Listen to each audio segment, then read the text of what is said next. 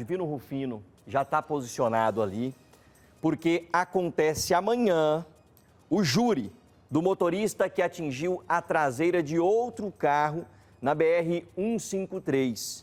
Isso causou a morte de uma adolescente que estava com 15 anos na época e ela estava com vizinhos indo para um shopping. Eita, lembrei desse caso.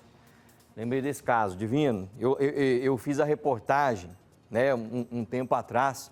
Inclusive, eu fui até entrevistar um advogado, amigo meu, doutor Roberto Serra, que estava dando um apoio a essa família. Foi um caso absurdo, né? Essa menina, pessoal, estava indo. Ali você imagine, né? Vizinhos, amigos, tal. Falaram, ó, vamos levar nossos meninos no shopping, tal. Deixa ela vir junto, e ela estava atrás. E aí, a pessoa que estava dirigindo o carro, tranquilo, dirigindo certinho, velocidade da pista, na BR-153, ali próximo aonde hoje está a Equatorial, ali, sabe, pessoal? Um pouquinho antes daquela baixada ali. E aí, veio um cara malucão, num carrão, bancando o doidão, vai saber se não estava com a cara cheia de droga, cachaça, certeza, vai saber se não tinha droga junto. E aí veio o malucão, doidão, começou a fazer graça, e aí dando aqueles totozinhos na parte de trás do outro carro, de repente ele bateu com mais intensidade, o carro rodou e essa menina infelizmente morreu. Eu tive acesso ao inquérito, na época inclusive eu tive acesso às fotos do acidente, pesadíssimas. Nossa, eu fico com aquelas fotos na cabeça até hoje. E aí esse homem finalmente então, Divino, ele vai a júri popular, finalmente ele vai ser julgado pelo crime covarde que ele cometeu, é isso, Divino? Isso mesmo, Branquinho. E segundo as testemunhas, esse sujeito dirigindo em altíssima velocidade pela BR-153 e dando farol alto para os carros saírem da frente, porque ele estava com pressa. Já se passaram 5 anos, Branquinho, mas a dor dessa mãe aqui não passa não, viu? Não passa. Ela está até com a camiseta aqui em homenagem à filha, a Raíssa Micaele Rosa Bueno, tinha só 15 anos na época, Branquinho. Estava indo para o shopping com os vizinhos, quando teve a vida ceifada aí por esse sujeito. Vamos conversar com a Larissa, que é a mãe dela. A Larissa, mãe de 3 meninas, agora mãe de 2 meninas, né, Larissa? Isso deve doer demais no seu coração. Você teve que seguir em frente, porque você tem uma família para cuidar, tem outras 2 filhas, mas buscando justiça. São 5 anos de espera pela justiça. Amanhã acontece o júri popular, esse sujeito que foi indiciado aí foi denunciado também pelo Ministério Público por homicídio com dolo eventual. O que está passando no seu coração, Larissa? Boa tarde. Boa tarde a todos. Então, Divino, assim, nesse momento, é uma expectativa, assim, de que ocorra o júri, né? Porque já se passaram 5 anos e esse júri era para ter acontecido ano passado, em outubro, ele foi adiado para dezembro, também não ocorreu. Manobra do advogado, o advogado não compareceu, a gente vê muito isso, né, Branquinho? É revoltante. Revoltante. 2 vezes o advogado não compareceu, alegou lá os motivos que ele pode alegar, e amanhã já é a 3ª vez que esse júri é marcado, e a expectativa que a gente fica é que esse júri ocorra amanhã, que o assassino, eu falo assassino porque ele matou minha filha, né, usou o carro como instrumento para matar ela, e que ele pague, que amanhã ele comece a pagar a pena dele, ele sai amanhã do julgamento preso e condenado.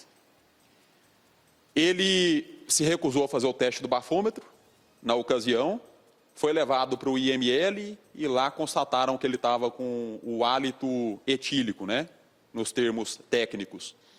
E segundo as testemunhas, ele dirigindo de forma completamente irresponsável, Larissa. Sim, ele vinha na BR, né, ele saiu do shopping do Jardim Goiás ali, do bar lá, que fica lá dentro, após consumir bebida alcoólica, bastante alcoolizado, dando luz alta, fazendo manobras, né, na pista, zigue-zague, para as pessoas saírem da frente. Quem não saía, ele ultrapassava pela direita e arriscando a vida de outras pessoas, né? E, infelizmente, o carro que ele atingiu foi o que estava minha filha e que veio a ceifar a vida dela.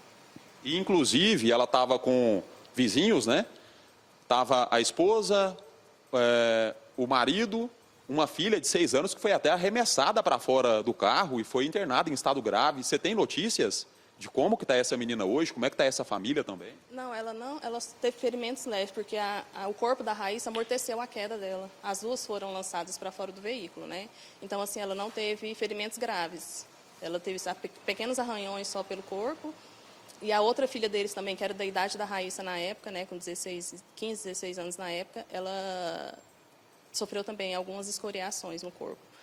Mas a única vida que foi levada foi a da minha filha. E assim, hoje a gente continua o contato, porque a gente sabe que a dor que eles sentem também, né? Eles sentem culpa, a gente conversa com eles, a gente tem contato com eles, a gente não julga eles, não culpa eles pelo fato que a gente sabe que a gente também carregava as filhas deles, a gente dividia carona, porque eram duas adolescentes e às vezes um levava, o outro buscava, eram amigos, a gente compartilhava essas caronas, né?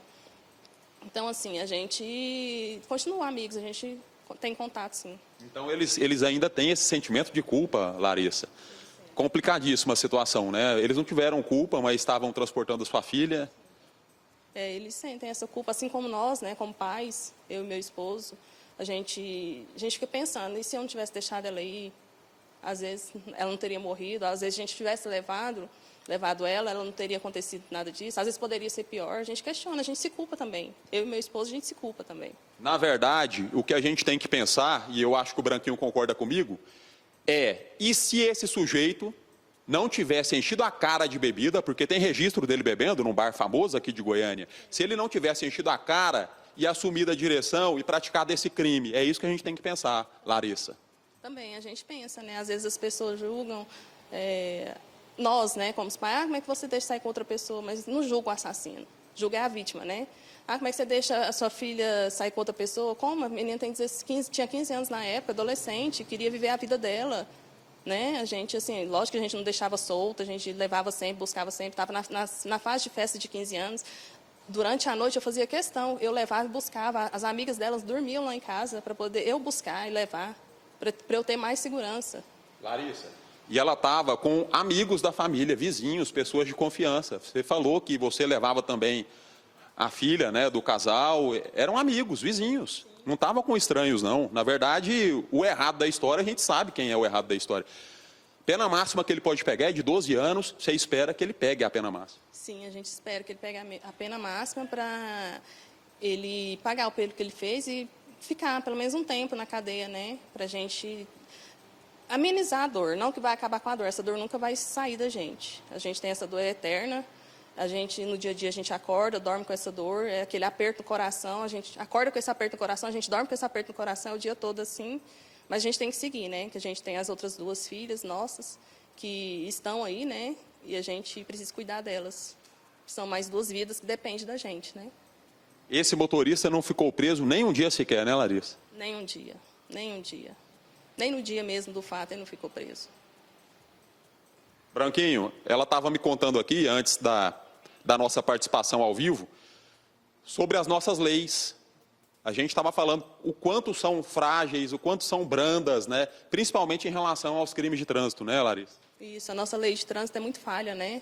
Ela acho que deveria ser mais... A gente deveria cobrar dos nossos deputados, senadores, né? Para estar agilizando esse processo aí de ter uma pena maior para crime de trânsito, porque é um homicídio. Quando mata bêbado num volante, é um homicídio. Então, teria que ser uma pena maior e não poderia ter esse tanto de burocracia que tem, né? Que a gente fica esperando esse tanto de tempo. Essas brechas da lei, essas manobras da lei, né? A gente fica sofrendo. A família da vítima que fica sofrendo. Quando o bandido, o assassino, está vivendo a vida dele normal. E quantos casos não acabam sendo tipificados também como homicídio culposo, quando não há intenção de matar, e quando uma pessoa assume a direção alcoolizado, drogado, dirigindo de forma irresponsável, na verdade, a gente sabe que existe um dolo eventual ali. Sim, existe, né? Porque a pessoa tem consciência do que ela está fazendo. Se eu estou bebendo, eu falo, não, opa, peraí, eu não vou dirigir. Não posso dirigir, eu estou bebendo, né? Passa o carro para outra pessoa. Agora, a pessoa que, a partir do momento que ela bebe, pega o volante de um carro para dirigir, ela está falando assim, eu vou matar, eu quero matar. Eu entendo assim. Não porque aconteceu com minha filha, eu sempre entendi assim. Né? Porque o carro é uma arma. O carro, o ser humano tem controle sobre o carro. Né? Larissa, o que mais dói nesse tempo todo, assim, quando você para pensar na sua filha, na vida que vocês viviam, qual que é a parte mais sofrida, assim, dessa ausência, dessa falta que a Raíssa faz? Ah, Divino, assim, hoje, várias amigas delas estão na faculdade, né? Estão aí namorando, vivendo a vida delas. E a gente fica pensando, e se a Raíssa estivesse aqui, meu Deus? Será onde que ela estaria? Será que ela estaria fazendo faculdade? Será que ela estaria com o namorado? Será que ela estaria ajudando a cuidar das irmãs? Porque ela era muito carinhosa, muito amorosa com as irmãs. Ela era a irmã mais velha, ela cuidava das irmãs como se fosse uma mãe. Quando eu não estava perto, ela abraçava as irmãs e cuidava das irmãs com o maior carinho. A Raíssa era muito cuidadosa, muito carinhosa. E assim, não é porque eu sou mãe, não. Você pode perguntar aos amigos. Quem convivia com a Raíssa sabia o tamanho do coração que ela tinha. Ela era muito amorosa. E a gente fica nesse ponto de interrogação, nessa incógnita. Se ela estivesse aqui, como que ela estaria? Cursando a faculdade, vivendo a vida dela, pensando no futuro dela. Ela queria cursar medicina. Ela estaria fazendo a faculdade de medicina, onde que ela estaria? Então, assim, pra gente, quando a gente vê os amigos dela, vem aquela dor, aquele aperto do coração. E essa dúvida, e se ela estivesse aqui? Para nós é muito doído, muito dolorido, muito doloroso. Para nós é muito ruim. Branquinho, a ligação caiu, mas eu já devolvo a palavra para você. Olha o sofrimento dessa mãe, Branquinho.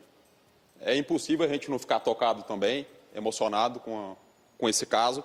E a gente está junto com vocês, está junto com a família. A gente vai acompanhar amanhã esse júri, vai estar com vocês lá e na torcida para que a justiça seja feita. A Larissa não vai voltar, essa dor, a Raíssa, desculpa, não vai voltar.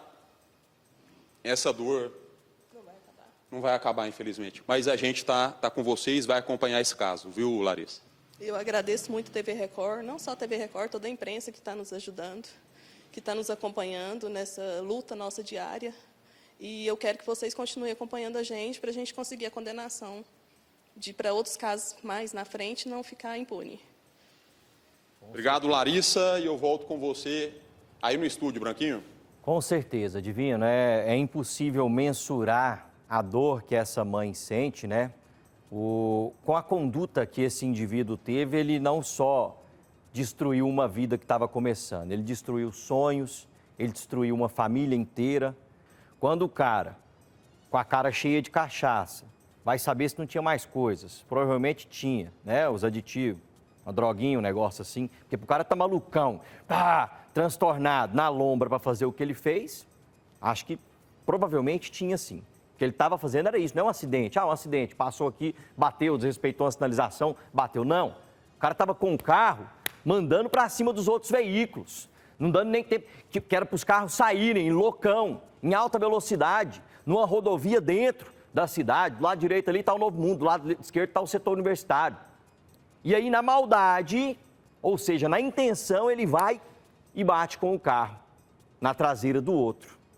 E aí ele causa a morte. Então não foi por acidente. Ele assassinou essa menina. Ele assassinou. Ele é um assassino. Não foi julgado ainda, Branquinho. Eu estou falando, ele é um assassino. E aí, eu peço, né, que Deus toque a mente dos jurados, porque aí nesse tipo de julgamento quem julga é o povo, são pessoas da sociedade, que toque a mente e o coração deles para que se faça justiça. Que esse homem pegue a maior pena que for possível dele pegar. Esse indivíduo pegue. Que ele nunca mais volte a cometer isso aí. Muito obrigado, Divino. Agradeço aí, dê um abraço aí nessa mãe aí, no pessoal da família. A gente está aqui à disposição.